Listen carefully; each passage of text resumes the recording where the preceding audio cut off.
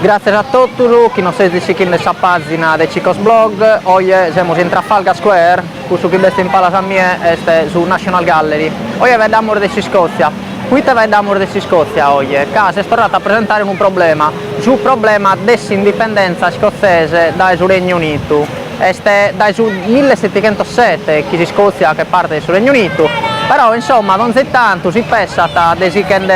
andare dalla Gran Bretagna a Puite, che comunque batta problema di rappresentanza, in questo caso all'interno dell'Unione Europea. Puite, il suo amico Battordi, che è stato un referendum, in cui gli scozzesi hanno deciso di stare in pari alla Gran Bretagna, che sa percentuale che su chi batta Kimbe contro su 40 Kimbe pochento, chi non è stata, però insomma ha fatto ingere la volontà di abbarrare questa Gran Bretagna. Oggi è cambiata la situazione, che comunque si Scozia è filo europeista, che vuole abbarrare questa zona europea,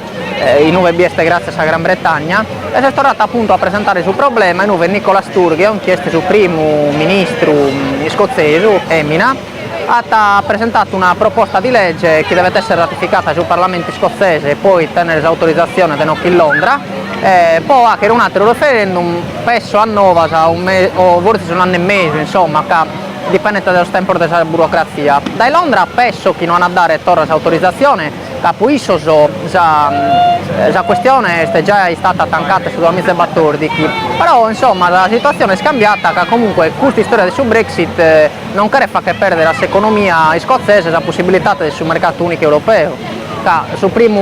principale partner commerciale dell'Unione Europea di Scozia è l'Unione Europea. Sul numero di Scozia quali sono 15 milioni di persone, tengono una buona economia, un tasso di disoccupazione metà basso e poi tengono su petrolio, sul mare del Sud Nord, dove vi trovano quasi 200.000 persone, che è quasi su che pochento su tutto la forza lavoro scozzese. Basta da narrare un'altra cosa, che in futuro però non è scontato e stiamo provando a immaginare chi è stata fuori dalla Gran Bretagna e prova a entrare all'intro dell'Unione Europea. Non è una cosa scontata che è accettata diretta, poi tenetemo un'economia forte, però basta fare parametri che in via di oggi e come in questo momento di Scozia non dia poter stendere, nonostante siete pensando bene, già i due che come forza economica all'interno dell'Unione, si di a tesse sola. Poi, questo questo famoso parametro del su 3 pochento fra su prodotto interno lordo e su deficit o viceversa, che in Scozia in dia di oggi non può rispettare che l'utente assunessi fra su noi e su decreto pochento e questo è una caratteristica magari richiesta solo dal suo punto di vista fiscale ma non economico, che in Scozia torniamo ad andare in un'economia forte,